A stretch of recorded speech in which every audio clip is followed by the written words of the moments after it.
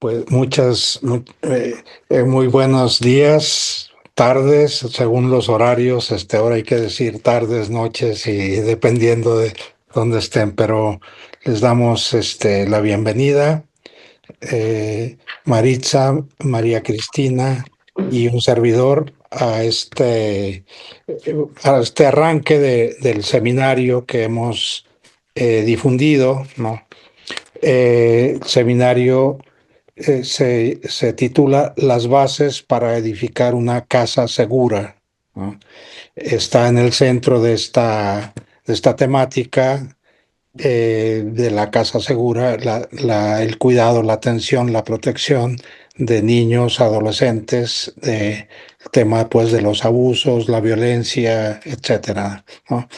Y este seminario pues es más bien introductorio.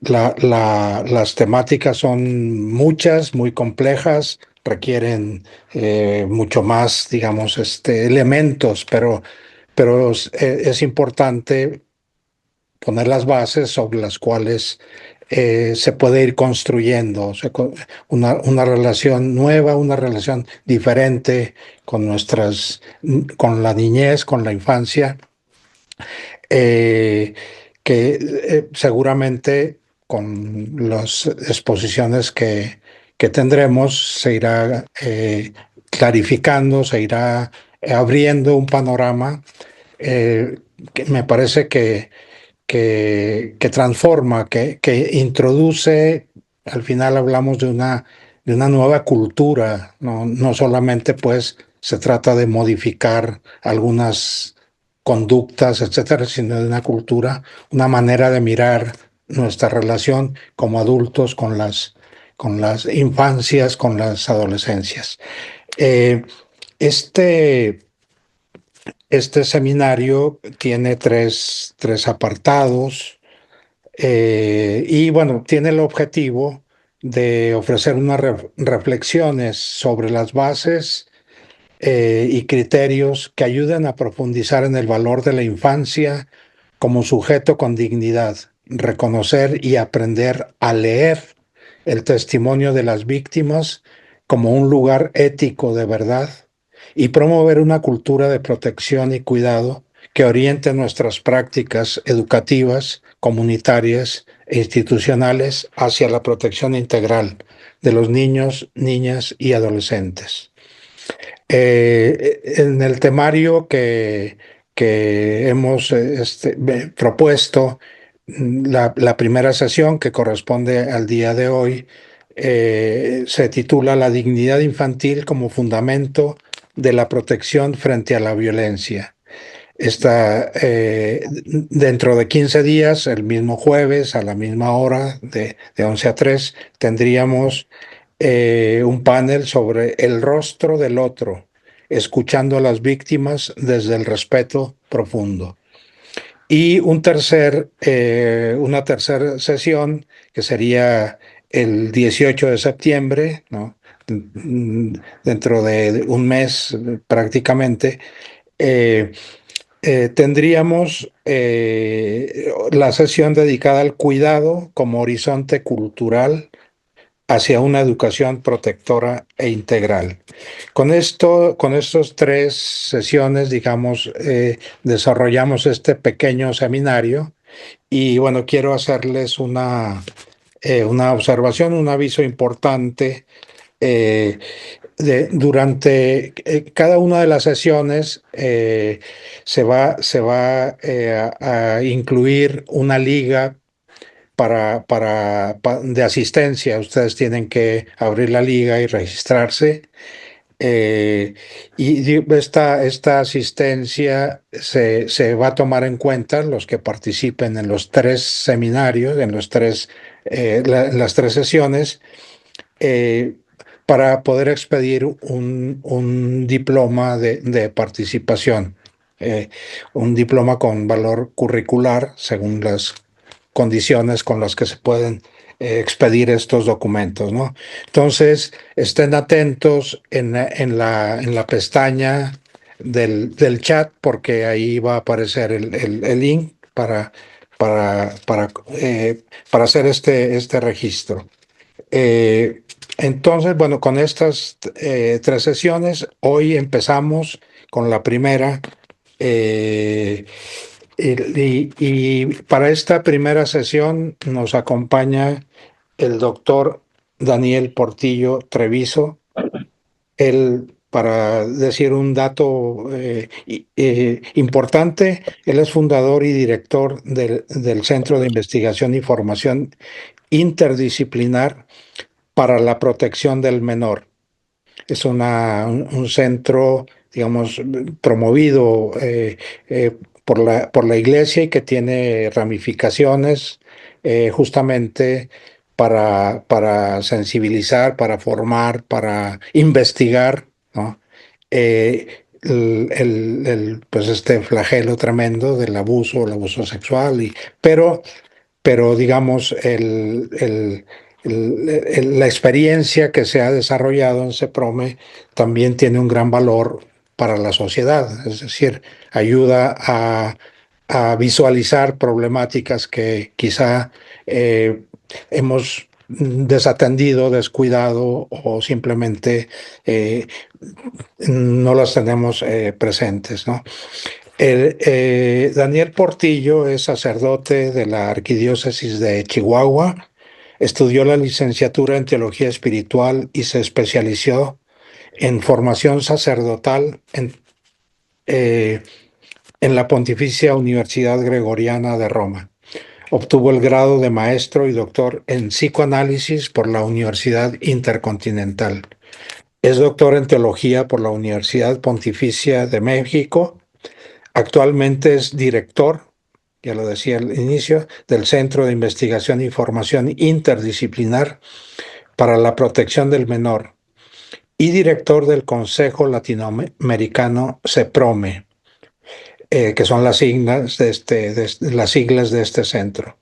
Profesor de tiempo completo en la Pontificia Universidad Gregoriana. Es miembro de la Comisión Internacional de Protección de Menores de la Orden de los Agustinos Recoletos, y sus líneas de investigación van hacia la formación sacerdotal, la prevención del abuso sexual de menores dentro de la Iglesia y la integración de la teología espiritual y la psicología. Tiene varias publicaciones, Psicoteología del discernimiento vocacional, Tolerancia Cero, un estudio interdisciplinar sobre la prevención de los abusos en la Iglesia, la prevención en la Iglesia en la era digital, la prevención en la Iglesia, el entorno protector de la catequesis, Teología y Prevención, estudios sobre los abusos sexuales en la Iglesia y la prevención en la Iglesia, la misión de los laicos.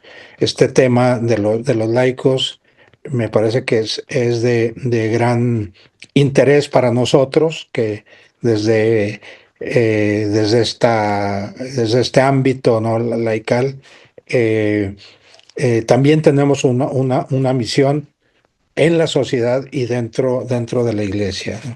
Eh, mm, Agradecemos muchísimo al doctor Portillo que haya aceptado estar con nosotros en esta primera sesión y que está dedicada a reflexionar sobre los fundamentos del cuidado y la protección de las infancias.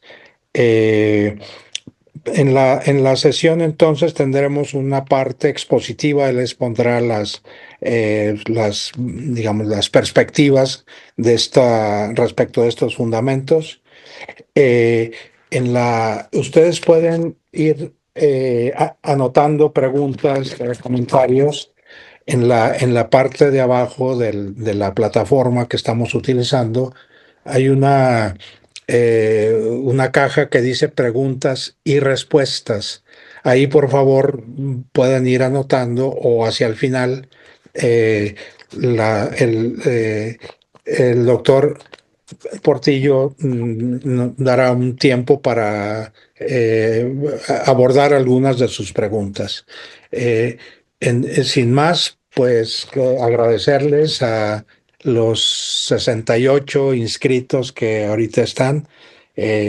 Su presencia y seguramente será de gran interés para ustedes y cedo el micrófono al padre Daniel.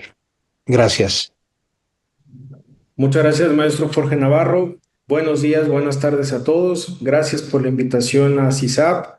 Gracias por la iniciativa también que han tenido para poder abordar este tema, para poder tratar y durante todo este seminario a través de las sesiones poder justamente como complementar punto a punto la realidad de lo que esto va llevando. Mi exposición quiero dividirla en dos partes. Por un lado, hacer una introducción. Concretamente, preparé una introducción para compartirla con ustedes de 5 puntos de aquello que respecta concretamente la dignidad como fundamento teológico de toda prevención. Segundo, abordar que esta dignidad en el proceso de la crisis que ha tornado en la iglesia, qué puntos tiene, qué alcances tiene, qué perspectivas tiene. De tal manera que en el segundo punto me gustaría compartir con ustedes el desarrollo de la crisis dentro de la iglesia y la perspectiva dentro de la iglesia que nos lleva, que nos motiva a poder abordar estos temas de una manera clara y concisa. Si me permiten entonces, con el inicio de esta introducción, me gustaría que tomáramos 5 puntos para poder abordar el tema de la dignidad. El primero es abordar la persona humana como imagen de Dios. Obviamente que esto tiene su fundamento bíblico antropológico, sabiendo que toda antropología cristiana parte de un dato originario y revelado, el ser humano que ha sido creado a imagen y semejanza de Dios, ¿no? Este versículo del Génesis no solamente ofrece un principio fundante, sino que marca también el núcleo de toda reflexión teológica sobre la dignidad humana. La imagen de Dios no se añade a la persona como un atributo más, sino la persona misma es imagen en su existencia, en su ser relacional, en su vocación y en su vocación a la comunión y sobre todo al cuidado.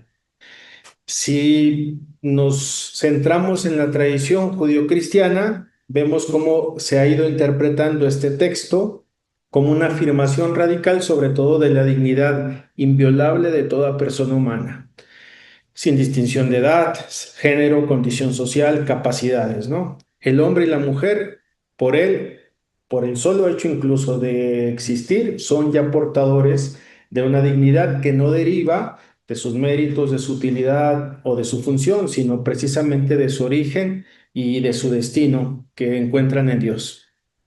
Desde esta perspectiva podríamos decir que cuidar, proteger, prevenir un daño o restaurar lo herido es un acto profundamente teológico, no solo moral, jurídico, social. Repito, o sea, restaurar lo herido es sobre todo un acto profundamente teológico. Por eso, atentar contra una persona es en este sentido, atentar también contra la herida, o sea, cuando decimos que es imagen y semejanza, se atenta contra una persona, en este sentido, vemos una herida, la imagen divina. Y al contrario, cada gesto de protección, cada estructura de prevención son expresiones concretas de reverencia ante este misterio, ¿no?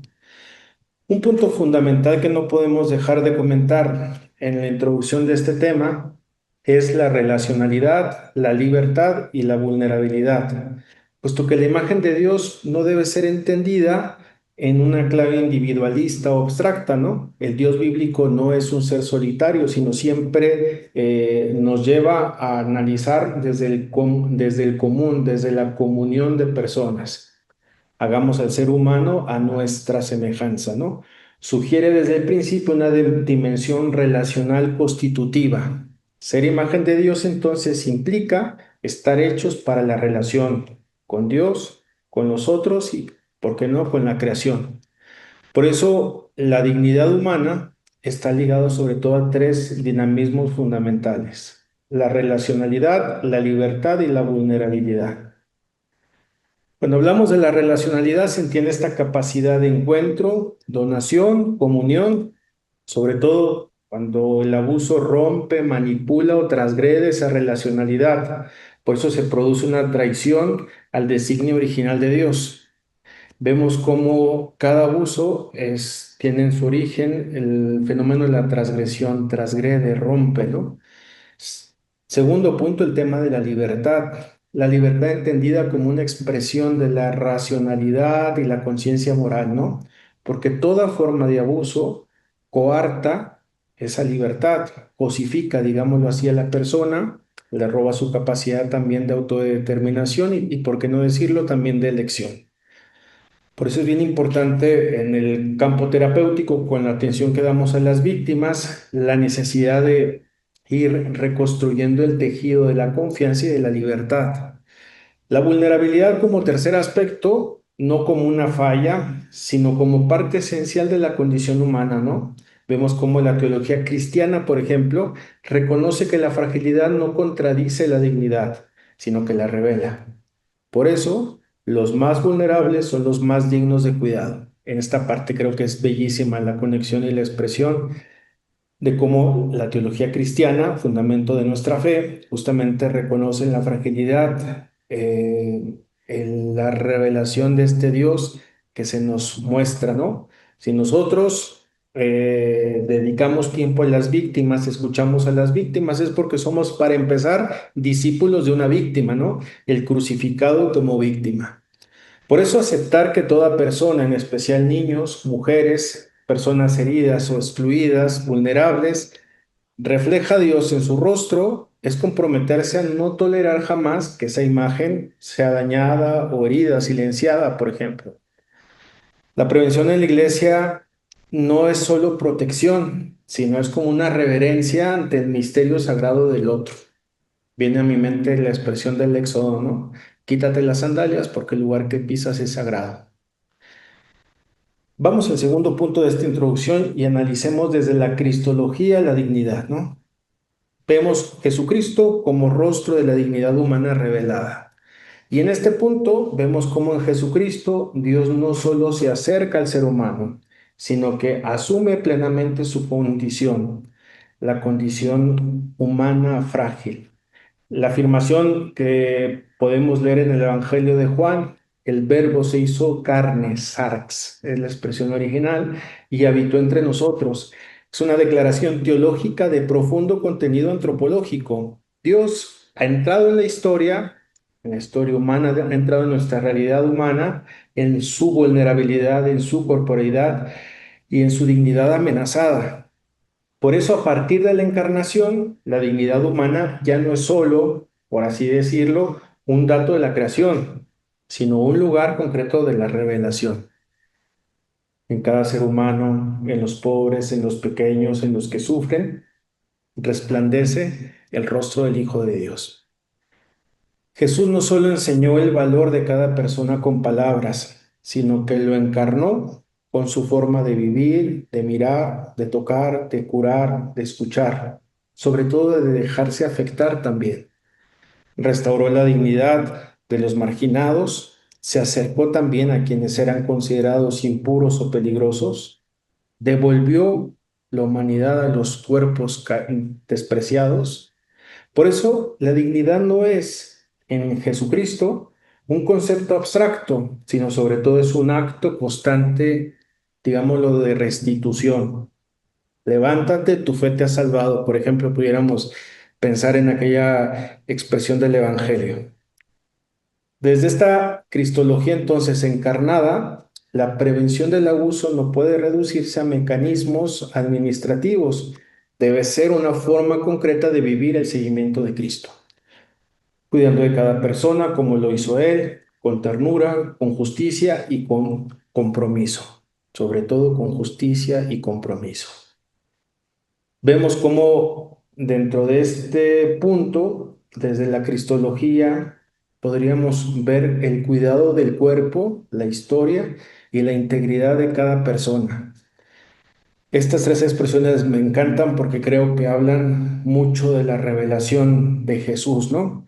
Jesucristo no redimió una parte de la humanidad, sino la totalidad de la persona humana, ¿no? Su cuerpo, su biografía, su memoria, su historia herida. Por eso la teología cristiana afirma que toda salvación es integral y que ninguna forma de violencia, manipulación o abuso puede ser compatible, sobre todo con la fe en el Cristo crucificado. Por eso podríamos decir que en este sentido, cuidar del cuerpo de las personas es un acto teológico, porque el abuso sexual, físico, emocional, de conciencia, espiritual, no solo hiere la psicología o lo moral, sino que atenta sobre todo contra lo más sagrado de una persona. Me refiero a la unidad corporal y espiritual, su ser imagen de Dios, su pertenencia a una historia de amor y redención. La humillación del cuerpo y la fractura entonces de la confianza son en clave cristológica una contradicción entre el misterio pascual que redime lo que otros han roto. Vayamos al tercer punto de nuestra reflexión en esta introducción para abordar el tema de la dignidad sobre todo vulnerada y la herida del pasado, ¿no? Se debe entender el abuso no como una negación del rostro del otro. El abuso en cualquiera de sus formas, hemos dicho, de conciencia, de poder sexual, psicológico, no es simplemente una transgresión moral o una conducta desviada, un delito. Es en su raíz más profunda una negación al rostro del otro, una ruptura también, digámoslo así, a la comunión para la cual hemos sido creados. En la perspectiva bíblica, teológica, cristiana, el prójimo, el próximo, no es un objeto ni un medio, sino es un rostro que interpela, un misterio que ofrece una imagen de Dios, que exige respeto y sobre todo acogida.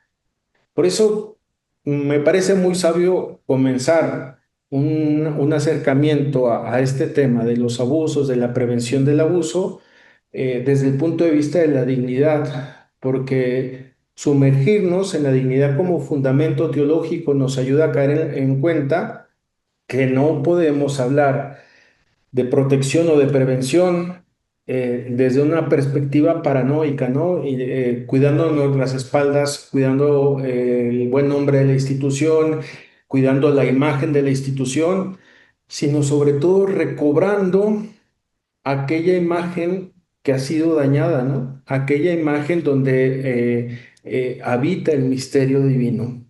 Cuando se abusa de una persona, se destruye ese rostro, se le reduce, se le instrumentaliza, se le anula. Por eso el abusador no solamente viola el cuerpo o la voluntad del otro, viola también la confianza, viola la palabra, viola la relación. Cuando esto ocurre dentro de un contexto eclesial, imagínense la gravedad que es mayor que esta, porque donde debería reinar el amor, el cuidado y la verdad, la gravedad se multiplica, porque se profana un espacio sagrado y se convierte el nombre de Dios en ocasión de escándalo. Por eso podríamos decir que el abuso no puede entenderse solo como un error, sino como una forma grave de pecado que afecta no solo a quien lo comete y a quien lo sufre, sino a todo el cuerpo entero de la iglesia. Por eso quería conectar el tema de la dignidad con esta conexión entre lo antropológico para irnos en un momento a lo eclesiológico. No podemos abordar el tema eclesiológico sin este preámbulo, esta introducción de lo antropológico. Prevenir entonces no es solo evitar delitos, sino también es custodiar el rostro del otro, es impedir su cosificación, vivir siempre con esta mirada ética y de encuentro. Es importante también considerar el tema del pecado estructural, la indiferencia también y la cultura del descarte. Como sabemos en la teología contemporánea y en la reflexión incluso psicosociológica, especialmente a partir del magisterio de los últimos pontífices, Juan Pablo II, Benedicto XVI, Francisco y ahora León, se ha desarrollado una noción de pecado de este pecado estructural, es decir, aquellas formas de injusticia que no nacen de solo, no nacen solo de las decisiones personales, sino también de circunstancias, estructuras sociales, culturales o instituciones que legitiman, ocultan o llegan así a perpetuar el mal. Esto no lo menciono para desvincular la responsabilidad que podría tener el abusador, sino que también para que la institución tomara justamente la responsabilidad que como toda institución debería tener al respecto. El abuso sexual en la iglesia digamos, no se ha producido en el vacío, sino que ha estado sostenida en formas de clericalismo, la cultura del silencio, las lógicas de poder, sin esta rendición de cuentas. Las generaciones de sacerdotes, por poner un ejemplo, no hemos sido formados para la rendición de cuentas. Las omisiones sistémicas, estructurales, que veremos un poco más adelante, que van abonando a que la problemática sea más compleja. Por eso, cuando una institución eclesial protege más su imagen que las víctimas, cuando se minimiza el daño, se traslada a un abusador sin confrontarlo con la verdad, se cae en esta complicidad de un pecado estructural. En la perspectiva del psicoanálisis francés, hay una connotación que se habla sobre lo negativo. Lo negativo se refiere a todas estas perspectivas clínicas del abordaje desde lo negativo. Lo negativo no significa que sea malo y lo positivo bueno, sino significa lo negativo en la perspectiva francesa, la ausencia. De tal manera que, por ejemplo, en las primeras etapas en las cuales la iglesia tuvo que enfrentar esta crisis, había una llamada alucinación negativa, podríamos decirlo. La alucinación negativa, si bien, por ejemplo, entendemos alucinación como alucinación es una alteración a los sentidos. Yo veo, escucho cosas que son reales, que no son reales, perdón. Pero imagínense que para ustedes son evidentes unas llaves que les muestro y la alucinación negativa es como este esfuerzo que yo tengo para intentar ocultar para aquello que es real para ustedes. La alucinación negativa en la iglesia consistía en el traslado, por ejemplo, de los agresores de una diócesis a otra, de una parroquia a otra, mandándolos a las periferias, a las geografías donde se encontraban las parroquias castigo, entre comillas lo menciono, para señalar que en la lejanía el agresor podía justamente como reestructurarse, justamente caer en la conciencia del mal que había hecho. La práctica clínica nos señala que el perverso entre más solo está, más peligroso es. De tal manera que no es la lógica de actuación, concretamente, que un agresor se ubique en estas geografías periféricas, sobre todo poniéndolo como una solución al respecto. Pero insisto, cuando la institución protege más la imagen que las víctimas, entonces comienza esta complicidad intentando realizar este tipo de traslados. El Papa Francisco denunció, por ejemplo, con fuerza esta dinámica, vinculándola siempre a una cultura del descarte, ¿no? Esa lógica contemporánea que descarta lo que no sirve, silencia al débil y sobreprotege al fuerte. En este esquema, las víctimas de abuso se convertían siempre en obstáculos incómodos y por eso el sistema tenía que defenderse a sí mismo. Esto ha sido como lamentable, lo más lamentable que las víctimas han tenido que experimentar, ¿no? Vivir el vía crucis de enfrentarse a una institución cuando ésta continuamente quiere estarse protegiendo. La prevención no puede entonces limitarse a buenos protocolos. Son necesarios los protocolos, estructuras y políticas son claves y fundamentales porque son el testimonio, es como el evangelio del buen trato que nosotros damos hacia los demás. Pero además exige una conversión institucional y cultural, pasar de esta indiferencia a la responsabilidad, del encubrimiento a la transparencia y de la negación a la reparación, porque sólo así podría entonces restituirse la dignidad vulnerada y sanarse la herida eclesial que el pecado sobre todo dejó abierto. Veamos el cuarto punto de de nuestra introducción, que tiene que ver con la comunidad como un espacio de cuidado. Este punto me, me parece muy importante dentro de esta introducción, porque es caer en cuenta que, insisto, el delito no lo comete solo un sujeto, sino también puede ser una institución cuando justamente silencia, cuando encubre, cuando es negligente en el actuar. En esto es importante ubicar la iglesia entonces como madre que custodia a los más pequeños, ¿no? Vámonos al Evangelio de Mateo en el capítulo 18, cuando Jesús nos ofrece una de las enseñanzas más claras y exigentes respecto a la protección de los más vulnerables dentro de una comunidad. El que recibe a un niño como a este en mi nombre, a mí me recibe. Pero el que escandalice a uno de estos pequeños que cree en mí, más le valdría que le colgaran al cuello una piedra de molino. Este pasaje entonces no debe ser interpretado como una simple advertencia moral, sino como una declaración fundante del modo de ser iglesia. No es como esta advertencia pusilánime de connotación moral, sino se trata de recibir, proteger, cuidar a los pequeños, que no son solo los niños, sino también estamos hablando de los frágiles, de los excluidos, de los heridos, y que esto es una condición para recibir al mismo Cristo. Escandalizarlos entonces, dañarlos o abandonarlos, es ya entonces una traición al Evangelio. La iglesia como madre está llamada a ser refugio, hogar y garante sobre todo de la vida de los más vulnerables. Este llamado no es opcional en la iglesia, ni puede depender de las coyunturas, de la buena intención de un obispo, de un superior o un superior, de un líder eclesial.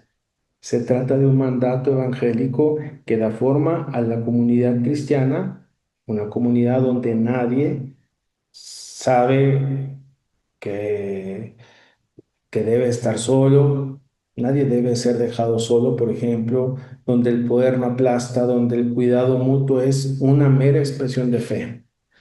Por eso, en este sentido, podríamos hablar, cuando estamos hablando de este cuarto punto de la comunidad, estamos hablando de las implicaciones eclesiológicas de la protección. La teología de la iglesia no puede desligarse de su práctica concreta. Si la iglesia es sacramento de salvación, entonces su estructura, su estilo, su cultura deben también expresar esta salvación como cuidado, justicia y acogida. Una iglesia entonces que no proteja no puede ser signo evidente del reino, ¿no? Un signo creíble de este reino. Por ello, la protección de los menores y de las personas vulnerables no es un anexo disciplinario ni una moda impuesta desde afuera. En la práctica nos encontramos a veces el descontento infundado de algunos obispos que dicen la iglesia está poniendo mucha atención en la prevención, pero está justamente echando abajo la evangelización. No tendríamos que optar entre una u otra. Cuando hablamos de prevención, toda prevención exige, nos lleva, nos canaliza a la evangelización. Y toda verdadera evangelización exige a la par la prevención. No se trata de la opción para que el creyente elija prevención o evangelización, sino que una lleva a la otra. Más aún, en la lógica, hablo yo de América Latina, que es el continente que actualmente yo apoyo en mi trabajo en la Santa Sede como experto regional de América. eh, Vamos viendo que las diócesis que tienen un buen sustento de evangelización son aquellas diócesis que corresponden al buen cuidado que ejercen por los demás. Por eso vemos que una comunidad que organiza su vida para proteger, reparar, prevenir, hace visible también esta comunión trinitaria, una comunidad que se desentiende, encubre o ignora, pues contradice su propia vocación eclesial, ¿no? Y su vocación cristiana, ¿por qué no decirlo? Esto implica, entonces, para dejarlo en claro, que toda comunidad eclesial, desde una parroquia, desde una capilla, hasta la conferencia episcopal, debe revisar y transformar sus estructuras, relaciones, lenguaje y prácticas a la luz del cuidado, puesto que el derecho canónico, la liturgia, la catequesis, la vida consagrada, la doctrina social, el ministerio ordenado, todo debe ser revisado también desde esa óptica. La cultura del cuidado no solo es una estrategia pastoral, sino es una configuración eclesial nueva, fruto de esta conversión y del discernimiento. En ella la iglesia no solo hace prevención, sino que se convierte en un espacio donde la dignidad del otro es lo primero y donde la comunidad se convierte siempre en un cuerpo que cuida. Quinto y último punto de esta introducción, que quizás se me está yendo muy larga la introducción, pero que para mí era importante poner los fundamentos de la dignidad para abordar entonces irnos de lo antropológico a lo eclesiológico. La necesidad de ver la prevención como una exigencia teológica y pastoral. En este punto, pues es claro que el cuidado debe ser una forma de vivir la justicia evangélica. Prevenir no es solo una tarea técnica o institucional, es una exigencia que nace del Evangelio mismo, ¿no? Puesto que en el corazón del mensaje cristiano está el cuidado del otro, especialmente de aquel más pequeño, del más frágil, del más herido. Jesús no solo proclama la justicia del reino con palabras, sino sobre todo que las encarna y las encarna con gestos de cercanía, de sanación y de restitución siempre, ¿no? Desde esta misma perspectiva, la prevención es una expresión concreta de la justicia evangélica vivida. El cuidado no es entonces un valor accesorio o una sensibilidad moderna, digámoslo así, sino una forma de encarnar la justicia del Evangelio. Una justicia que no se limita a reparar lo dañado, sino que se anticipa para evitar la herida. Esta forma de justicia no se satisface con sancionar al culpable, sino que busca transformar las condiciones que hicieron posible el mal. Desde la teología pastoral, esto implica un cambio entonces de enfoque, pasar de la reacción a la proactividad, pasar de la defensa institucional que tanto daño nos ha hecho en la iglesia, pasar de esta defensa institucional a la protección incondicional, de la pasividad en nuestro actuar ante el dolor a la acción en el nombre del reino. Cuidar, prevenir, es justicia hecha misericordia y misericordia hecha estructura. Podemos andar hablando de misericordia si nosotros no generamos estructura que cuide y que pueda prevenir cualquier daño que atente contra la dignidad de una de las personas de nuestra comunidad eclesial. Por eso es importante abordar el tema de la reparación, de la protección y de la sanación como actos teologales. Y creo que esto es clave para comprenderlo desde esta perspectiva. La vida cristiana está sostenida siempre por las virtudes teologales, ¿no? Hablamos de la fe, de la esperanza y del amor, de la caridad. Estas no son ideas abstractas, sino fuerzas vivas que van orientando la existencia y transforman también la realidad. En el ámbito de la prevención del abuso, estas virtudes adquieren un rostro muy concreto. Reparar es un acto de fe, porque confía en que lo roto pueda ser restaurado y que ninguna herida es más fuerte que la gracia. Implica también reconocer el daño, pedir perdón, restituir la dignidad y creer en la capacidad redentora de la justicia. Proteger es un acto de amor, es un acto de caridad, porque ama activamente al otro, se anticipa el peligro, construye espacios seguros y pone al otro por delante de los propios intereses o de la reputación institucional. Sanar es un acto de esperanza, porque cree en la posibilidad de una vida nueva después del abuso y trabaja por caminos de acompañamiento, resiliencia y reintegración. Sanar no es olvidar, sino integrar la herida en una historia que no termina en el trauma. Desde esta óptica, entonces, podríamos decir que prevenir el abuso en la iglesia no es solo cumplir con la ley o con protocolos éticos, sino vivir una espiritualidad teologal del cuidado, en la que cada acción en favor de los más vulnerables es una forma concreta de confesar la fe, actuar la caridad y sobre todo sostener la esperanza. Por último, para pasar a la cuestión eclesiológica, me gustaría cerrar en este ámbito de la dignidad como fundamento, señalando que la prevención no puede ser entendida como una función marginal ni como una mera reacción institucional.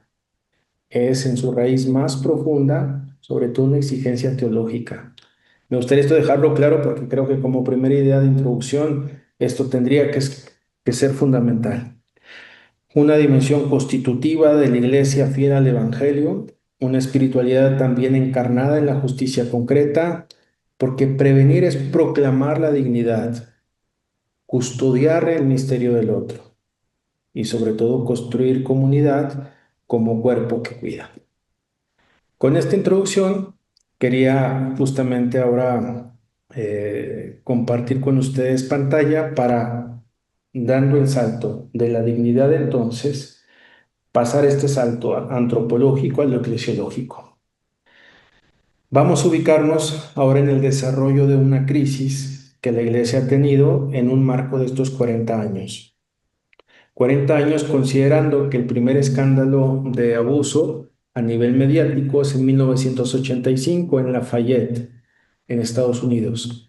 Posteriormente viene The Boston Globe, que es un informe mediático mucho más elaborado, mucho más minucioso y detallado, que abordan todos los casos de abuso, sobre todo de la arquidiócesis de Boston. Pero me pareció oportuno contemplar que desde 1985 la bandera roja ya estaba como esta advertencia de decir, ubiquemos que dentro de la iglesia hay una crisis que se debe abordar. 40 años entonces del desarrollo de esta crisis ha suscitado diversas etapas porque no ha sido una única etapa de desarrollo de abuso que se ha dado, sino que al menos al día de hoy, y esto es una mera opinión personal, hemos atravesado por 6 etapas de esta crisis. Si me permiten, les voy a compartir pantalla.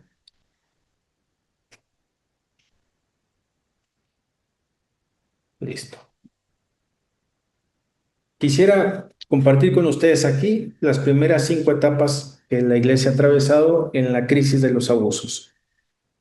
La primera consiste en la propagación de los abusos sexuales perpetrados por clérigos contra menores de edad.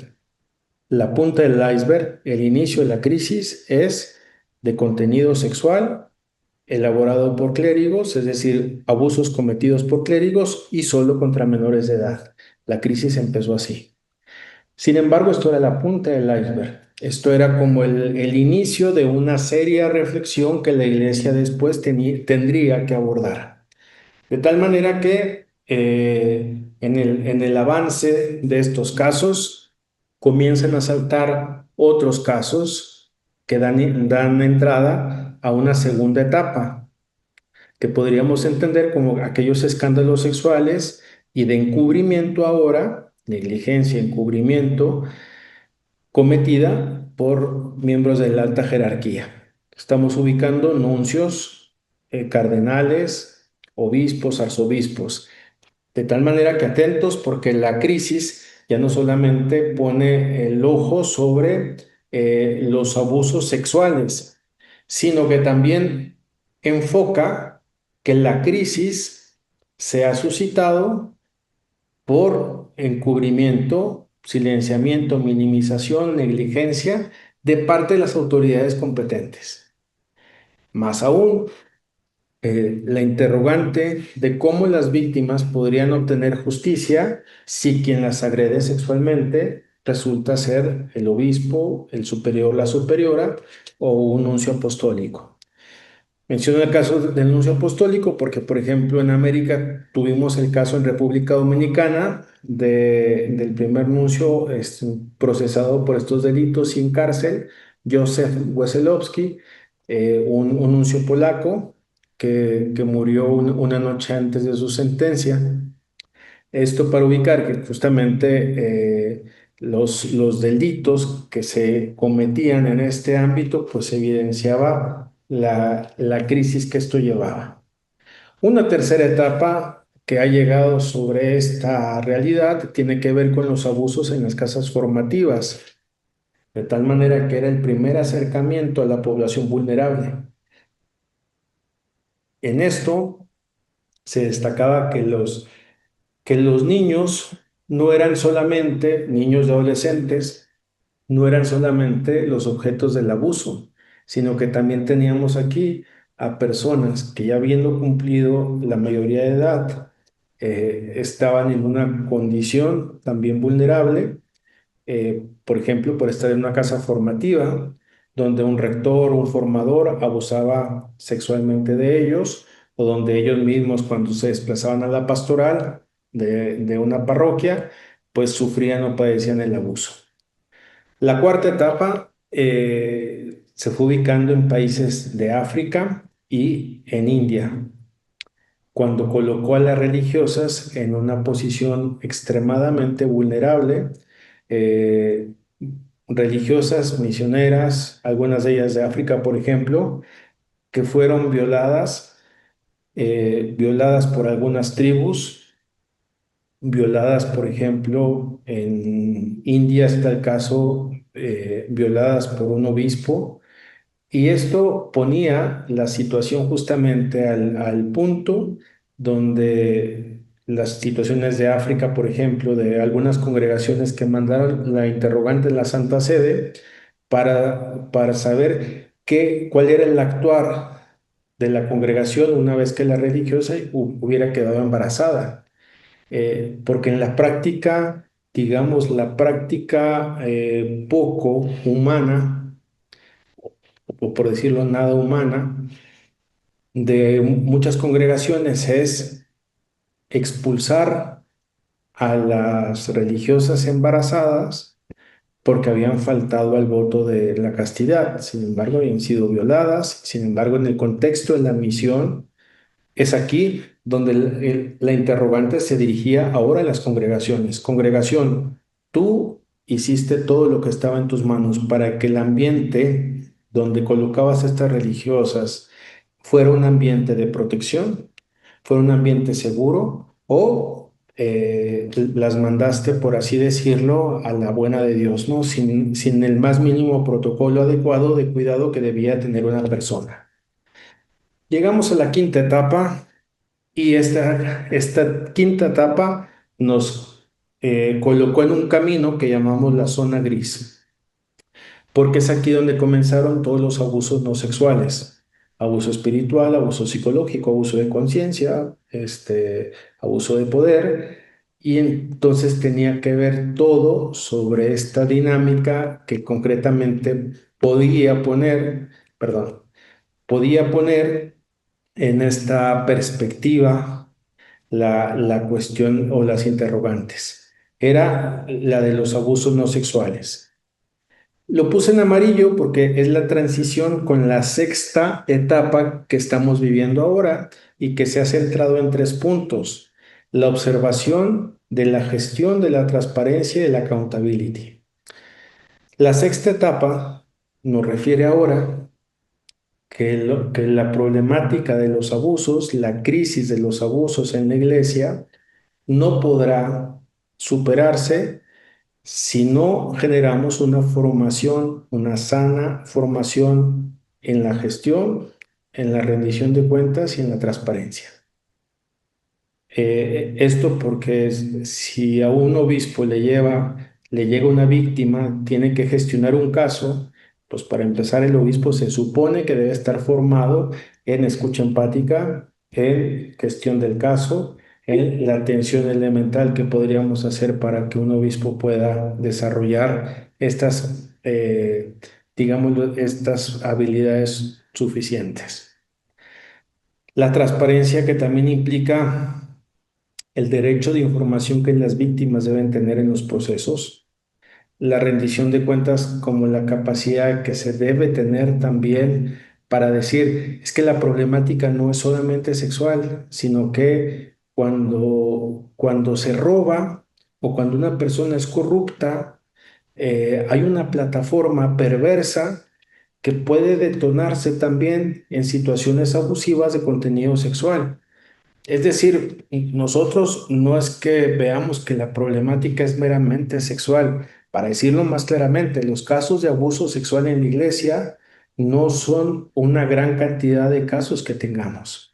Estadísticamente estamos llegando al 3%, lo que nos pone por debajo de la comunidad judía y musulmana, pero por un caso que hubiera en la iglesia o aún no habiendo ningún caso, la responsabilidad nuestra es siempre establecer estructuras para que no se cometa ningún tipo de abuso dentro de la comunidad católica. Esto nos va ayudando a nosotros a pensar que en esta reforma que esta crisis nos ha empujado, es también plantearnos cómo se administran, por ejemplo, los bienes en la iglesia, cómo es el manejo del dinero en la iglesia, porque esto conecta una cosa con la otra. Bien, si me permiten, podríamos dar una primera conclusión de esta rápida historia de la crisis que hicimos en 40 años. Que la problemática no es solamente sexual, que los agresores no son solamente clérigos y que las víctimas no son solo menores de edad. ¿Qué quiero señalar con esto? Que también se deben abordar los delitos y las problemáticas de abusos de poder sexuales, aquellos que justamente conocemos como la zona gris que mencioné, pero que van generando esta plataforma de transgresión donde es posible y es probable y es fácil que después pueda suscitarse una situación de abuso sexual. Lo segundo es caer a la cuenta que no solamente es poner el acento en los clérigos, porque también tenemos coordinadores en las parroquias que han, por ejemplo, perpetuado su cargo dentro de la comunidad, llevan 20 años de coordinadores de catequesis, eh, no hay formalidad, no hay estatutos, no hay un reglamento. Entonces, la crisis nos ha ayudado a que pensemos también en la formalidad de nuestra práctica pastoral, de tal manera que también se fomente la rotación de liderazgo en nuestras instituciones, que pueda ventilar también que toda institución pueda beneficiarse de un liderazgo que está en continua rotación. De otra manera, nos quedamos solo con esta perspectiva donde decimos, pues, si la problemática es solamente clerical, pues entonces la responsabilidad es solo de los clérigos. Pero en cambio, como la responsabilidad es eclesial, la responsabilidad es de todos los que formamos parte de la iglesia. Y aquí, pues es importante también ir enfocando, señalando cómo tratamos el liderazgo dentro de nuestras comunidades parroquiales, instituciones católicas, instituciones de formación, porque fácilmente podríamos pensar si nosotros estamos formando a los líderes de la siguiente generación, ¿quién va a estar en nuestro lugar el día de mañana? ¿Quién se va a hacer cargo cuando yo ya no esté? A veces esta visión de pensarnos eternos en la institución o de pensar que la institución no funciona porque yo no estoy, no le hace un bien a la institución misma ni obviamente a los que están alrededor de ella. Y que las víctimas, no hablemos solo de menores de edad, nos ayuda justamente a caer en la cuenta de la población vulnerable. Personas mayores de edad que pueden tener situaciones de abuso y que pueden tornarse justamente como víctimas de abuso. Esta es entonces el desarrollo histórico de la crisis en 6 etapas que he mencionado y que de pronto es el puente que nos ayuda a conectar entre lo antropológico y para pasar a lo eclesiológico. Entonces, ¿qué está pasando en la iglesia para que dentro de la misma institución este tipo de abusos sucedan? Y abrimos aquí la problemática a lo que podríamos denominar las eclesiopatías. Por eclesiopatías no quiero decir que la iglesia esté enferma. Quiero decir que hay dentro de la iglesia dinámicas abusivas que pueden detonar situaciones de abuso sexual, de poder o de conciencia. Dinámicas transgresivas al interno de la institución que pueden generar o acabar en situaciones de abuso. Por eso vemos que toda esta historia rápidamente y veloz que hemos dicho de la crisis de los abusos nos ha hecho, nos permite dimensionar que la perpetración de los abusos no es digámoslo así, no ocurre de una manera instantánea, sino que también hay dinámicas dentro de la iglesia como institución que pueden detonar situaciones abusivas. Las eclesiopatías entonces nos hablan de la descentralización que padeció, o por qué no decirlo, que padece la iglesia. Esta descentralización, justamente lo veíamos en la parte antropológica, cuando nosotros dejamos de ver a la persona como misterio, como este rostro divino, este vínculo de relacionalidad, el rostro del otro que decíamos, lo mismo nos ocurre de este lado en la parte eclesiológica. Cuando la iglesia se aferra como institución a querer estar al centro, pues comete estos y más fallas, delitos, acciones que pueden atentar justamente contra las personas que somos parte de la institución. Esto nos ayuda para cuestionar que la iglesia, entre más centralizada está, más peligrosa es entonces, ¿no? O sea, al centro se coloca Cristo, Jesucristo como fundamento de la dignidad humana, por eso el principio de encarnación que mencionábamos al inicio, mismo que debe ser el centro que mueva la institución, que motive o que genere esta, digamos, esta dinámica dentro de la iglesia. Me gustaría compartirles un mensaje que no se hizo público, que el Papa Francisco dirigió a los obispos chilenos en una reunión que se tuvo una noche antes de que los obispos pusieran a disposición del Santo Padre los cargos pastorales. Y es lo que subraya Francisco, que le estoy de aquí poniendo nombre, eclesiopatías, pero que creo que aquí hace una descripción sobre este fenómeno. Dijo, lo que sí podemos observar es que la iglesia, que era llamada a señalar aquel que es el camino, la verdad y la vida, se volvió ella misma el centro de atención. Dejó de mirar y señalar al Señor para mirarse y ocuparse de sí misma. Concentró en sí la atención y perdió la memoria de su origen y misión. Creo que aquí hace como una buena distinción y una buena descripción de lo que podríamos estar llamando como eclesiopatía. Esta eclesiocentralización, entonces, la búsqueda de ser el centro como institución, resulta un comportamiento patológico a la hora de atender a las víctimas, dar la cara a las víctimas, establecer estructuras, protocolos, porque una estructura, un protocolo o una actuación de la autoridad religiosa superior a superior,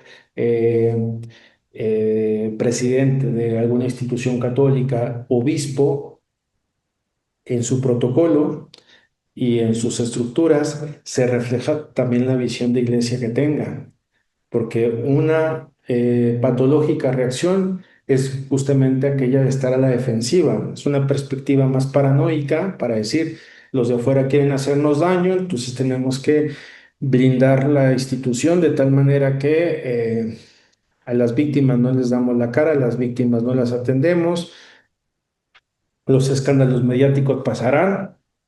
Si el escándalo se eleva más arriba, o sea, hacemos un comunicado de prensa donde diga, pedimos perdón, como iglesia estamos, como dijo el Papa Francisco, del lado de las víctimas, pero ¿cómo? Si no ha sido ni capaz de atenderlas, de escucharlas, de darle la cara, ¿no? Entonces, son como las contradicciones que vemos en nuestro actuar.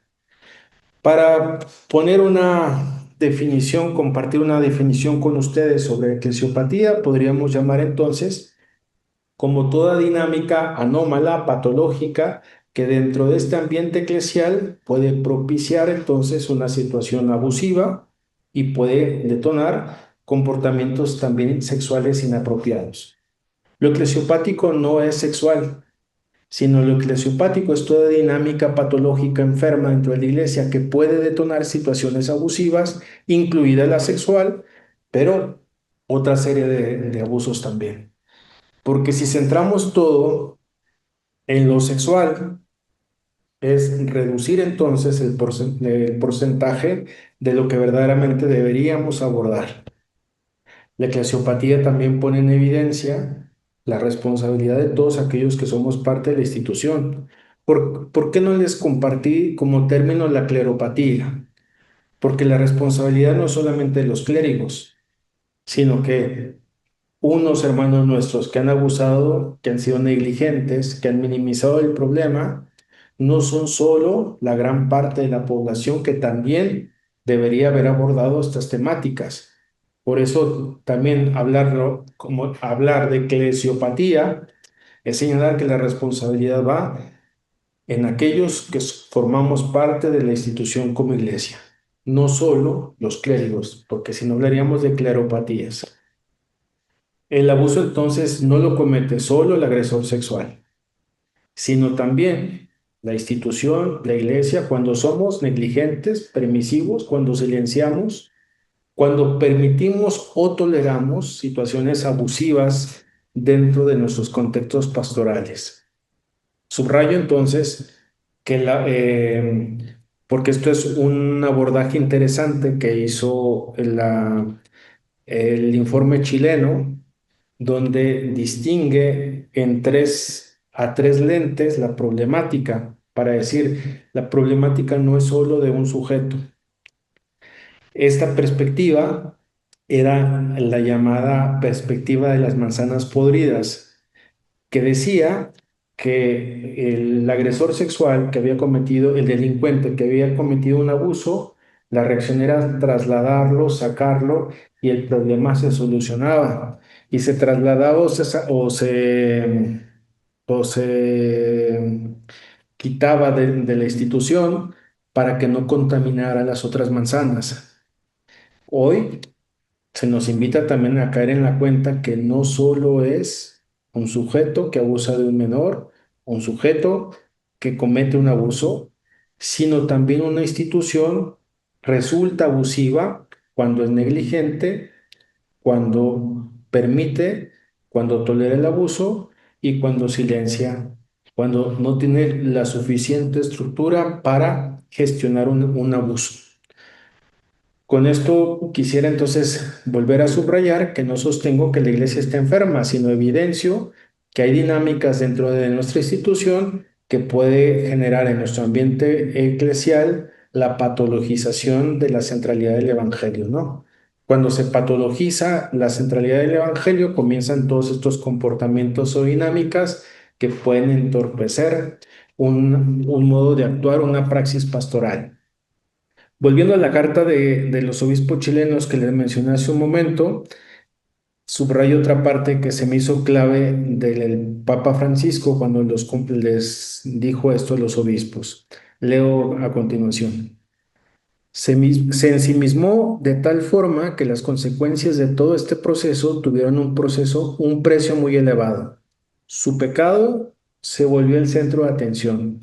La dolorosa y vergonzosa constatación de abusos sexuales a menores, de abuso de poder y de conciencia por parte de los ministros de la Iglesia, así como la forma en que estas situaciones han sido abordadas, deja en evidencia este cambio de centro eclesial. Lejos de disminuir ella, para que apareciesen los signos del resucitado, el pecado eclesial ocupó todo el escenario, concentrando en sí la atención y las miradas. En esto es donde encontramos el pecado estructural también, ¿no? O sea, que el cuidado institucional por encima de las personas.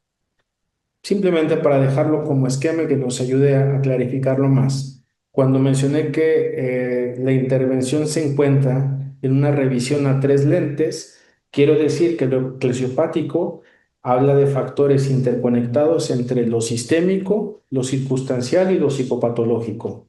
Lo psicopatológico me refiero al actuar, al modo de actuar de un agresor sexual, de un abusador dentro del contexto eclesial. Entonces, son personas que, si bien cometen un delito dentro del actuar o dentro del contexto eclesial, sin embargo, hay un elemento circunstancial. Imagínense que el agresor fuera el rector del seminario o algún otro formador y el obispo opte por expulsar a la víctima del seminario, pero no al rector o al formador. La circunstancia sigue estando presente o latente para que se siga cometiendo este tipo de abusos. Y tercero, el análisis de lo sistémico. Revisarnos como iglesia, que no solamente estamos hablando de abusos sexuales, sino también analizar nuestro índice de maltrato, de violencia que hemos neutralizado o por así decirlo, verlo como un modo natural de relacionarnos dentro de la iglesia. Chismes, sarcasmos, difamaciones, calumnias, que dentro de la comunidad eclesial en ocasiones escuchamos de un lado para el otro. No sé si les llama la atención, pero un, un informante en Vaticano no necesita generar una investigación digámoslo, una investigación de campo, puesto que los chismes vienen continuamente de las personas que están dentro, puesto que las difamaciones también salen de allí. Benedicto XVI ya lo había dicho, señalando que el pecado estructural, cuando se refería a estos temas, el mal se encontraba dentro de la iglesia, no fuera. Era la distinción que hacía Benedicto XVI cuando se decía que esto era una persecución que estaban haciendo contra la iglesia, decir que, que había abusos en la iglesia, que eran los nuevos Nerón que querían acabar contra la iglesia, y era el punto para decir, no, o sea, hay una crisis de entrada que dentro de la iglesia va, digámoslo así, como patentando, sustentando que este tipo de problemáticas se sigan. Esto nos hace pensar entonces que cada vez que nosotros abordemos un caso, tenemos que leerlo en una triple óptica, porque no solo es verlo en la perspectiva de decir el culpable fue el abusador, sino tener el valor de cuestionarse como institución qué factores institucionales permitieron que una persona se diera el permiso de generar un abuso, de realizar un abuso dentro de nuestra institución. Quiero compartir con ustedes esta parábola del payaso que Ratzinger retoma en su obra Introducción al Cristianismo. Esta parábola es de Kierkegaard y me llama la atención porque creo que podría ser como una radiografía de lo que en algunas instancias eclesiales vivimos. La crisis está dentro de los abusos, las advertencias se nos han hecho, las víctimas han alzado la voz, pero puede que dentro de la institución la conversión no se active aún y, y nosotros estemos solamente desde esta perspectiva paranoica reactiva, ¿no?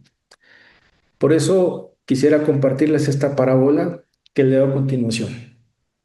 En un pequeño pueblo de Dinamarca se ha montado un circo, el cual es consumido por las llamas y cuyo fuego amenaza extenderse a la aldea cercana.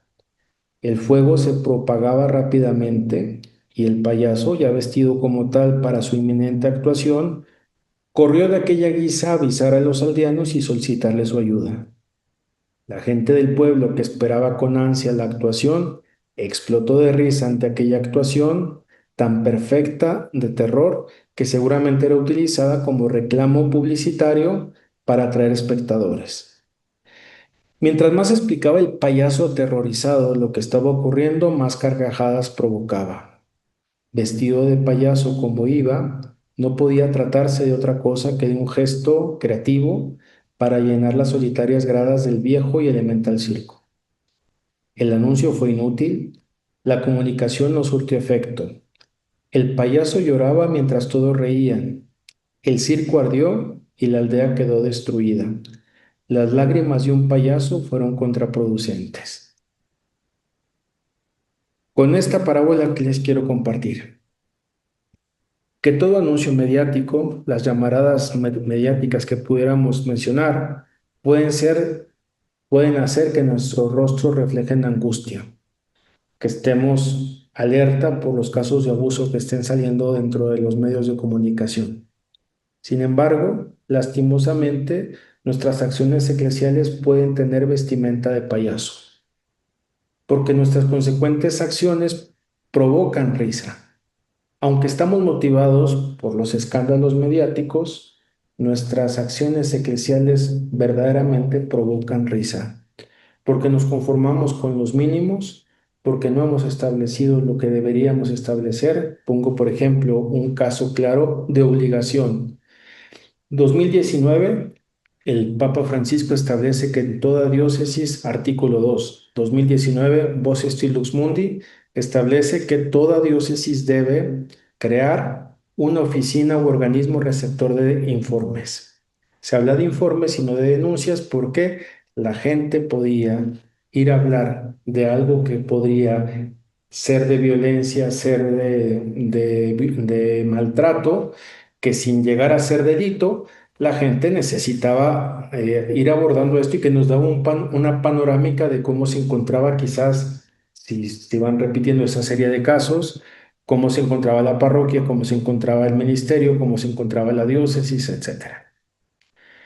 2023 se ratifica el documento. Estamos 2025 y yo lo hablo por América Latina. Nada menos estuve en 2 países de América Central la semana pasada, donde en uno de ellos, por ejemplo, no existe una sola comisión en ese país receptora de informes.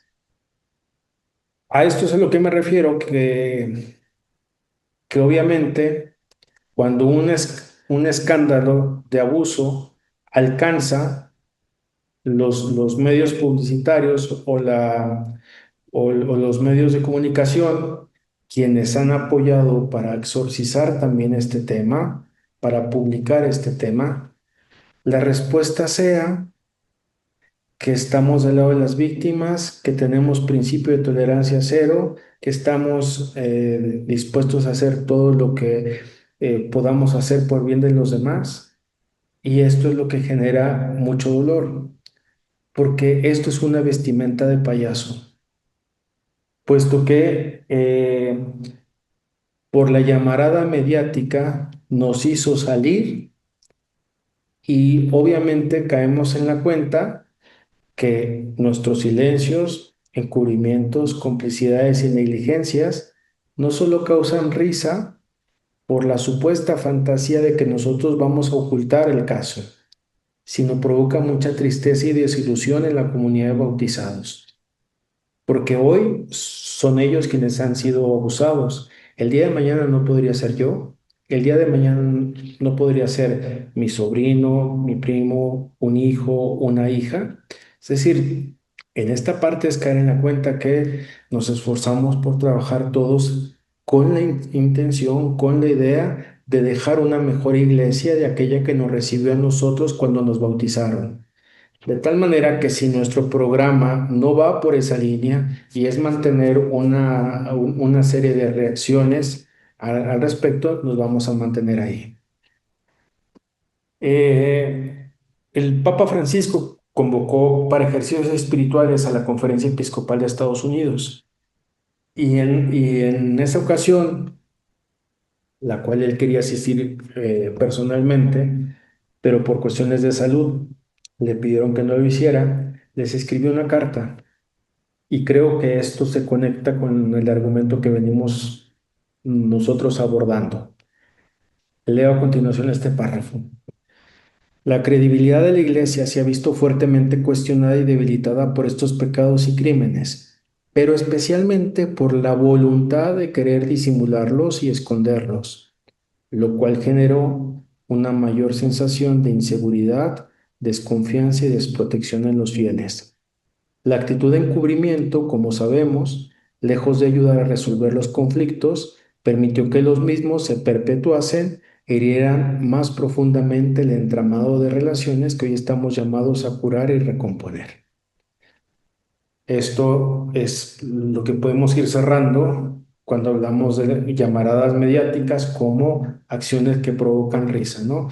Aparentemente nuestra cara de angustia, aparentemente nuestra preocupación, si nuestra preocupación emerge cuando el caso salta, esa motivación no es genuina, porque entonces estamos siendo reactivos. Entonces nosotros comenzamos a actuar cuando los casos llegaron, pero ya no estamos 40 años atrás. Hoy sabemos que al menos se espera como mínimo que cada institución nuestra llegue y cuente con un protocolo, que cuente con una estructura y con una ruta de actuación elemental para poder generar justamente un abuso sexual. Bien, voy a dejarle aquí porque se me fue el tiempo y quiero escuchar si hay algún comentario de parte de ustedes para poder generar un espacio de preguntas y de conversación. Bien, mm, sí, gracias, gracias, padre, por esta presentación que nos presenta un panorama, digamos, más amplio de lo que normalmente solemos pensar, ¿no?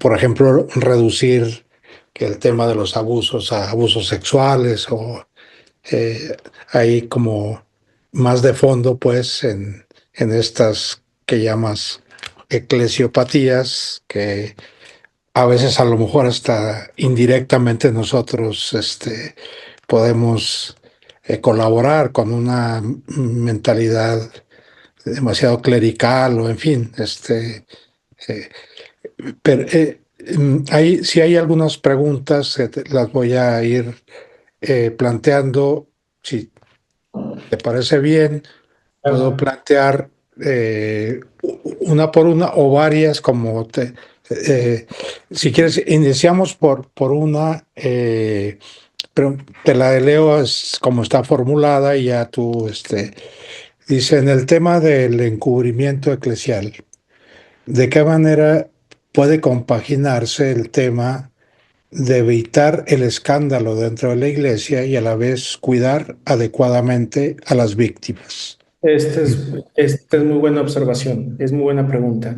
Y por eso nos ayuda en medio, gestión y rendición de cuentas, porque una buena gestión nos ayuda a que el caso se resuelva adecuadamente con el cuidado que hicimos de las víctimas y el cuidado que hacemos del respeto también, el respeto a la defensa, que una persona que ha sido acusada no es culpable por el solo hecho de ser acusada, sino que también tiene derecho a la sana defensa.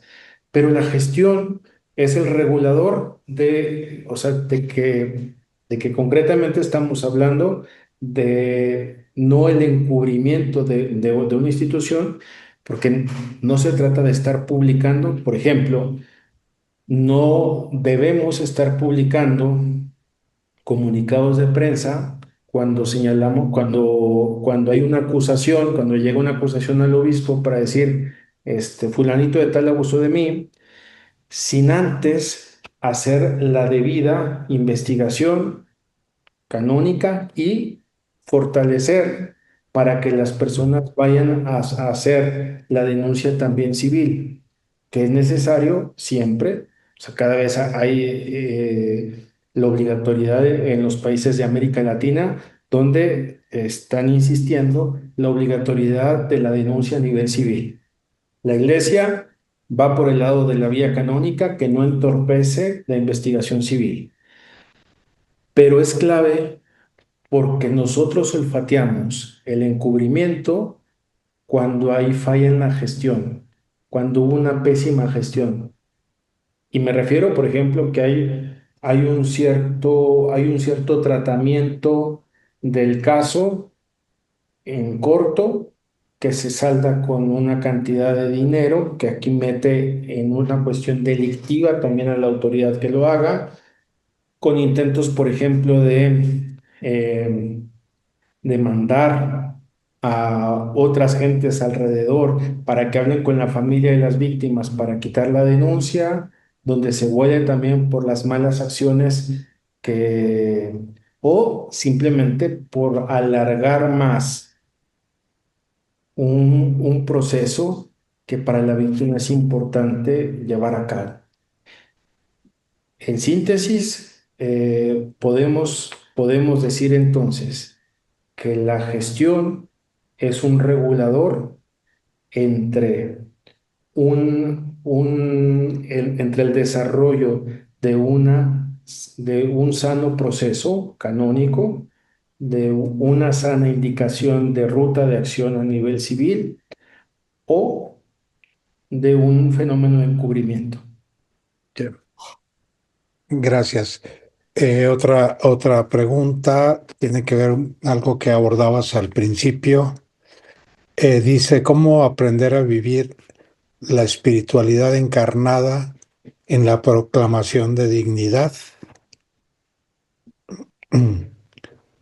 Este punto lo podríamos ubicar justamente cuando hablábamos sobre el pasaje del Evangelio de Génesis.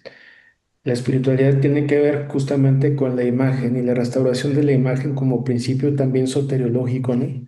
La salvación tiene que ver por restaurar la imagen de la persona. Y en este sentido, la espiritualidad se vive porque es Dios el que viene continuamente a motivar a la persona a restaurar la historia. Es decir, no a eliminar las heridas, no a tratar estos temas. Comúnmente pienso, por ejemplo, el Papa Francisco nos llamaba continuamente apóstoles de la prevención. A todas las personas me refiero que abordamos los temas de prevención en todas las partes del mundo, ¿no? Y siempre pensé que como patrono de este apostolado de la prevención, me hacía mucho sentido pensar en Santo Tomás, una persona que no le tiene miedo a las heridas, que contempla las heridas, que toca las heridas y que reconoce a Dios en las heridas, Señor mío y Dios mío, ¿no? Entonces, esto creo que tiene mucho sentido involucrar el tema de la conversión y de la espiritualidad en nuestra propia vida, porque creo que si bien es necesario, fundamental, el tema jurídico, o sea, debemos siempre apuntalar a que se haga justicia. Una justicia que no suplanta la misericordia, sino que una justicia que considerando las partes, considerando el proceso, que juzga de acuerdo me refiero a los hechos ocurridos, me refiero a los relatos escuchados y una misericordia que también me hace entrar en la dinámica de reconocer que incluso el agresor tiene derecho a la conversión, lo cual no significa a, a no concluir con el proceso, ¿no? Que se le imponga la pena, que cumpla la pena, pero esto no quita que la persona no podría poder acceder a la conversión. La espiritualidad es el eje transversal, considero, de todo, sobre todo de nosotros como creyentes en todas estas dinámicas y en todos estos contenidos, porque nos hace también repensar en nuestra conversión personal, repensar en nuestra conversión institucional. El lugar en el que yo trabajo, el lugar donde yo me desenvuelvo, quizás no ha tenido un abuso, pero trabajar para fortalecer ambientes más sanos, ambientes donde se genere el buen trato, que se me note la fe por la manera de tratar a los demás, partimos de ahí. Porque si la fe no tiene ese impacto de lo relacional, hay algo que está siendo incongruente en este punto. Bien, gracias. Eh, todavía bueno, una pregunta que por el momento que estamos viviendo, ¿no? Por este documental sobre Maciel, que inevitablemente trae así esta eh, imágenes, pues, ¿no? Eh, dice, ¿cómo cree que repercutirá el documental del padre Maciel sobre esta temática? ¿Qué intereses considera están de por medio en la difusión? Y dice alguna recomendación bibliográfica para abundar en el tema de la escucha empática. Son tres. Ok. Vamos con la primera, concretamente tiene que ver a la, al documental del padre Maciel. Ujú, Eh, cuando las cosas no son bien gestionadas y bien llevadas, con la suficiente transparencia jurídica y con la suficiente rendición de cuentas para las personas involucradas, siempre quedan estos sesgos de herida personal e institucional, de tal manera que son heridas que aún están abiertas y que no han sido como sanadas. Las cicatrices nos recuerdan eventos de nuestra historia que si bien podríamos volver a racontar o a volver a hablar sobre ellos, pues nos remontan a lo que sucedió. Pero la herida no está viva, no está abierta, no sangra ya, sino la cicatriz nos recuerda una herida, un acontecimiento de mi historia que no se niega, pero que me ayuda justamente a darme cuenta de eso ocurrido. En cambio, cuando hablamos concretamente de las heridas abiertas, nos encontramos estas lagunas dentro de las instituciones, ujú, dentro de las iglesias, que no han sido abordadas, que no han sido desarrolladas y que no han dado la cara abiertamente al tema. Eh, Lastimosamente creo que el caso Maciel fue uno de los casos que en nuestro país, concretamente hablando en México, eh, dejó muchos sesgos, huecos, realidades de discurso que no llegaban a la transparencia necesaria y que ha generado justamente la disilusión en las personas, porque el mismo trabajo y esfuerzo que las siguientes generaciones estén implementando, si no se aborda el tema desde la raíz, también les juega en contra las nuevas generaciones. Entonces creo que es importante saber, yo creo que hay gente que ha quedado con muchas interrogantes sobre la situación de Maciel, sí, de ujú, los primeros temas. Por ejemplo, eh, yo una de las interrogantes que traía cuando empecé a trabajar ahí en la Santa Sede sobre estos temas en la Pontificia Comisión era cuál fue entonces y realmente la situación de Juan Pablo II con respecto a Maciel. ¿Lo encubrió o no lo encubrió? Era mi interrogante, ¿no? Entonces, esta y otras muchas interrogantes resultan natural en cualquier persona creyente que incluso se haya visto involucrado por familia, por pastoral, por parroquia, por colegio, con la congregación, donde de pronto se vio esto, se vio, digámoslo, poco claro. Cuando el padre Maciel murió, yo me encontraba en Roma y recuerdo que uno de los legionarios, en una hora santa, el día que murió, sube al ambón y dice, antes le pedíamos a Dios por nuestro Padre, hoy le pedimos a nuestro Padre que goza del cielo que interceda por nosotros. Recuerdo la sensación de la capilla, que empezó como una especie como de mercado, de molestia, de contradicción y toda esa parte. ujú, A esto es a lo que me refiero con estas lagunas donde la transparencia, o sea, la transparencia jurídica nos ayuda para decir, oiga, tengan claro, por ejemplo, cuando una víctima dice, pero es que ¿por qué no lo metieron a la cárcel? ¿Por qué esto? Bueno, porque prescribió el delito. O sea, ni modo, no hay más. O sea, ¿qué más quisiéramos? Pero las instancias a donde llegan, pensando en países donde el delito prescribe, o sea, el delito prescribe. Y obviamente uno entiende la rabia, el enojo y por qué no se juzga. ¿Por qué no se vuelve a hacer algo contra él? Bueno, porque ya quedó dimitido, que es la máxima dentro de la iglesia de lo que se puede hacer. Ya fue expulsado en caso de ser religioso y de pilón ya está muerto.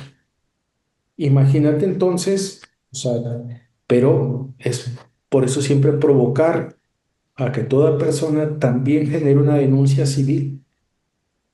Ujú. La, la máxima a nivel eclesial a la que se podría llegar es la dimisión. Pero a menos que sea diplomático, porque si es diplomático se puede ir a la cárcel vaticana, pero la gran población que tenemos no es diplomática, entonces es empujar siempre a que las víctimas denuncien en la parte civil.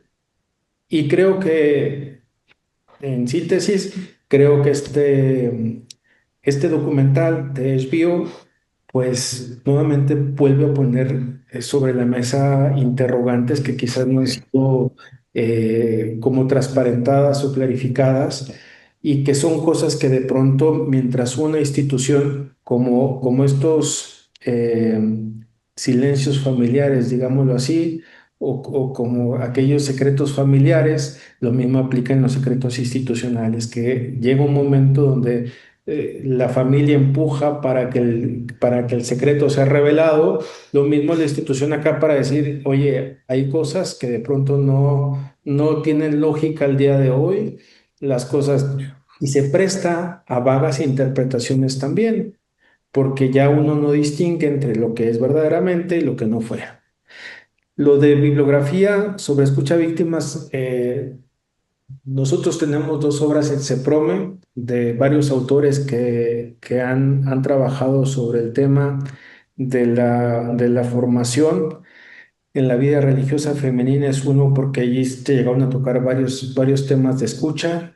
Otro también que se abordó sobre los abusos sexuales en esta franja de las zonas grises que mencionaba. Las obras las encuentran aquí en México o en América Latina sin ningún problema.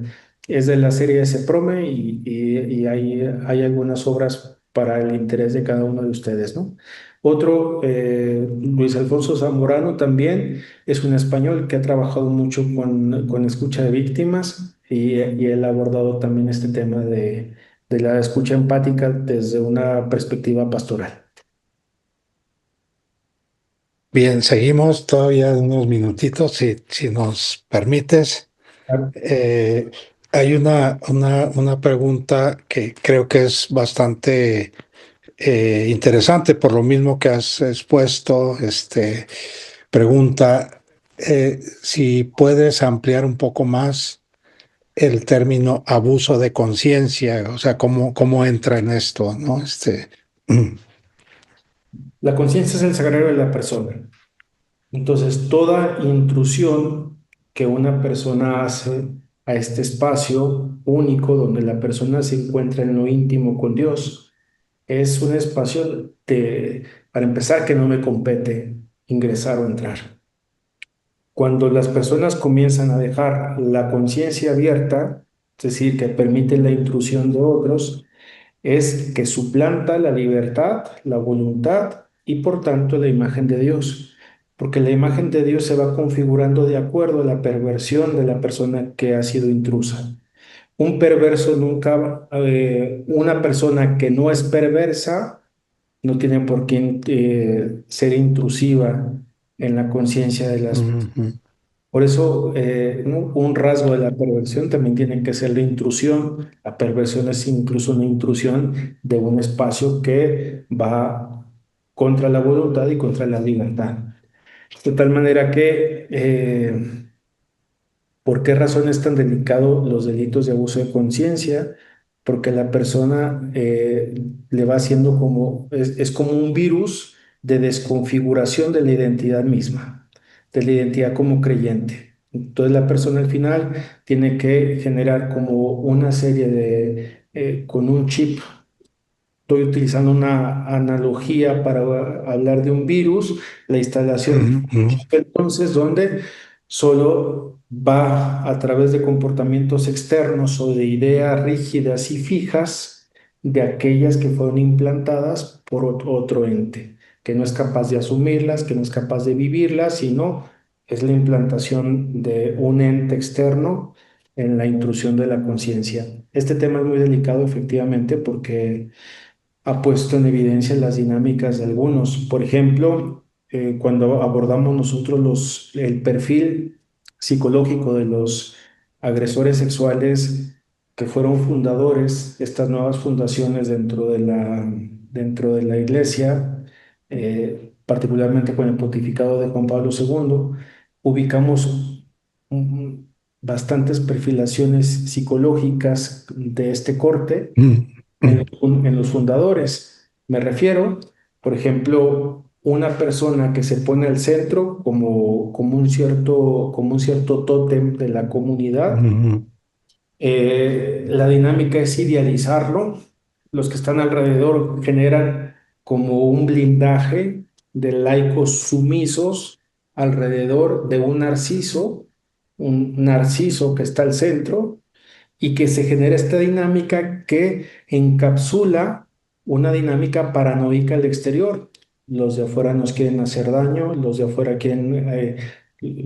afuera quisieran ser como nosotros, pero nosotros somos la comunidad perfecta, la buena.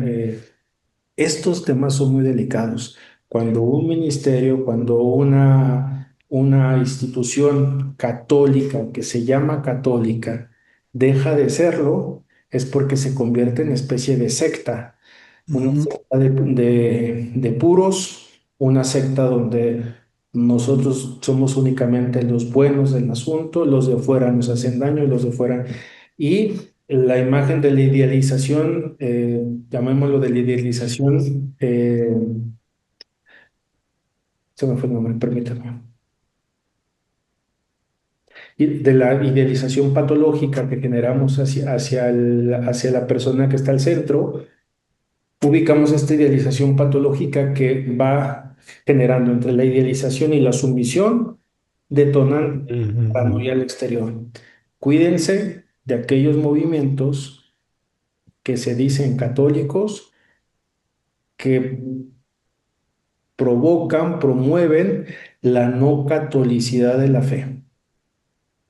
Es sí, decir, ujú. solo nosotros los buenos, solo nosotros los...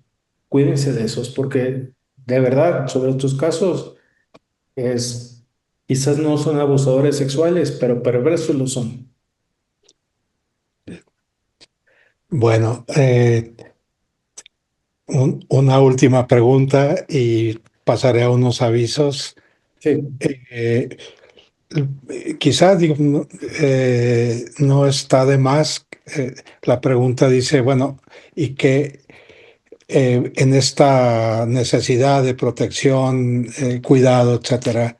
eh, mm, ¿Qué medidas se han implementado? ¿No? O sea, finalmente aquí hay orientaciones, pero hay medidas concretas que estén operándose, etcétera, ¿no?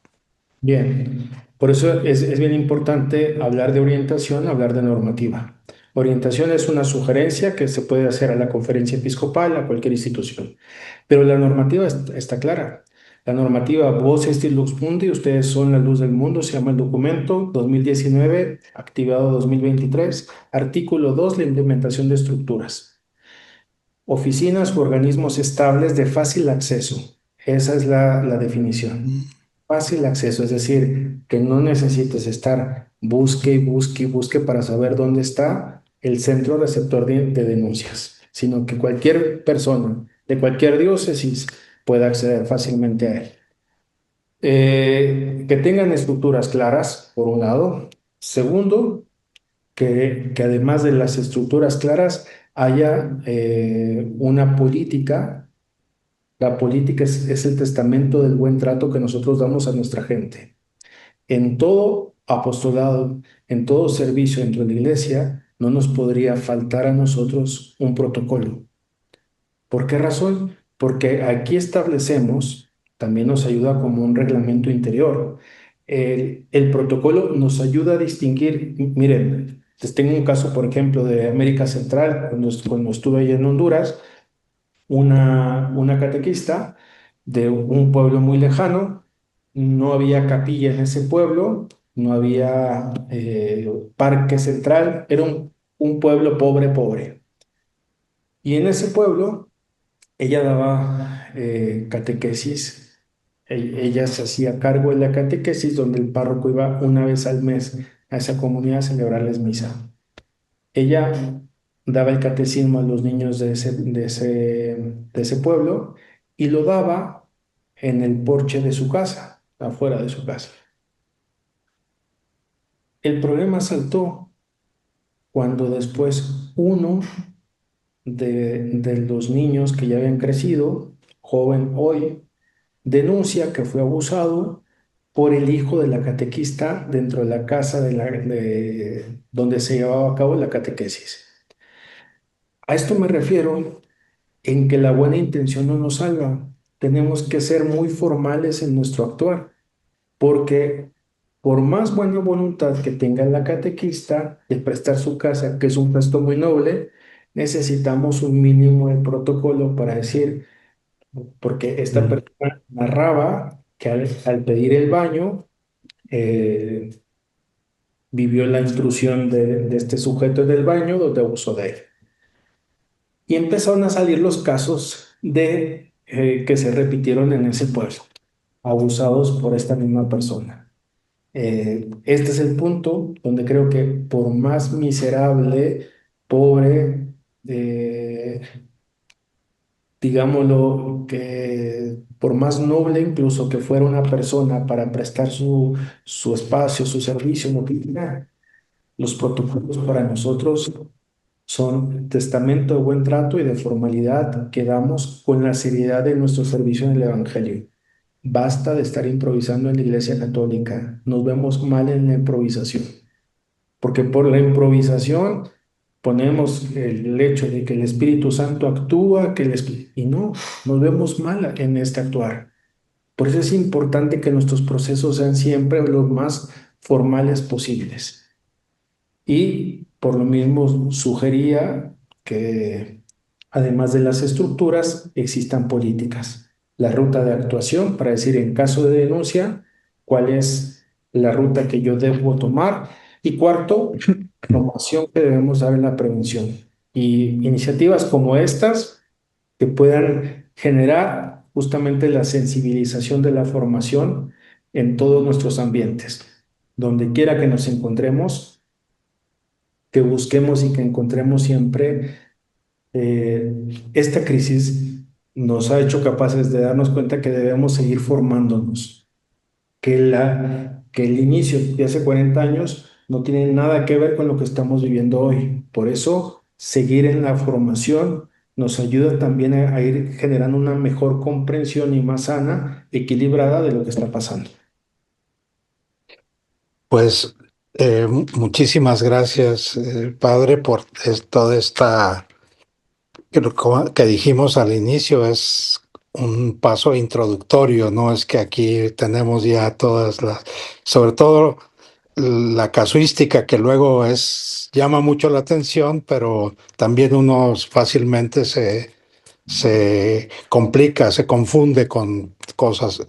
Eh, la perspectiva que nos abres y nos ofreces un poco movernos en el plano bueno, primero de una profunda conversión que necesitamos vivir también como un drama nuestro de la iglesia, más allá de eh, si nosotros somos esos perpetradores o no, pero sentir con la iglesia también en este sentido me parece que es un paso muy importante que nos ayudas pues a mirarlo. Y bueno, empezar a ver que hay criterios, que no es solamente las reacciones que vamos teniendo a veces entre viscerales o conflictivas, diríamos, ¿no? Sino que se puede ir orientando la vida de las personas, de las comunidades. Hay algunas preguntas sobre los movimientos eclesiales, etcétera, pero el tiempo también nos come con esto, ¿no? Entonces, agradecerte Al esta contrario. presentación y recordarles algunos avisos que ya habíamos mencionado. El primero es que está en el chat una liga para registrar la asistencia, que asistir a las tres sesiones que serán los jueves cada 15 días. Es necesario para obtener un diploma de parte nuestra del CISAB. Le recuerdo también, por una pregunta que hay aquí, si hay material o qué más cosas se pueden disponer, sobre todo para implementarlas. El aviso que les quiero dar es que vamos a hacer un curso eh, titulado, déjenme para no, eh, el, las bases para edificar una casa segura. Bueno, este es el seminario que estamos llevando y el curso se llama Custodiar el porvenir de nuestra sociedad. Digamos, continuamos con este tema, pero ya con más elementos, más, digamos, activos, para ir dando pues orientaciones más prácticas, ¿no? Asociaciones, también personas individuales que tienen de alguna manera responsabilidades, compromiso con estos temas de la niñez, etcétera. El curso inicia el 4 de octubre. eh, es un curso presencial, es decir, aquí en Querétaro, del 4 de octubre al 8 de noviembre, es durante los sábados. La información la pueden tener en el portal del CISAB, o después también se las podremos compartir a través en las sesiones para que quien quiera tener información e incluso inscribirse pueda hacerlo, ¿no? Eh, bueno, les recuerdo pues que dentro de 15 días continuamos con este seminario. Eh, el tema es el rostro del otro, escuchando a las víctimas desde el respeto profundo. Me parece que los términos rostro, escucha, respeto, con lo que acabamos de escuchar, cobran un peso, ¿no? Una densidad eh, como claves, pues, para internarnos a estas problemáticas. Es un panel, habrá varias personas que están involucradas en temas de este tipo. Y sería, pues, el jueves 4 de septiembre y el 18, el cuidado como horizonte cultural hacia una educación protectora e integral. Pues les agradezco muchísimo la atención. Llegamos a estar conectados 82, me parece, y a nosotros, bueno, nos da mucho gusto que nuestro trabajo y las propuestas que estemos haciendo tengan interés, susciten el interés entre ustedes. Muchas gracias y continuaremos aquí con estas sesiones en 15 días.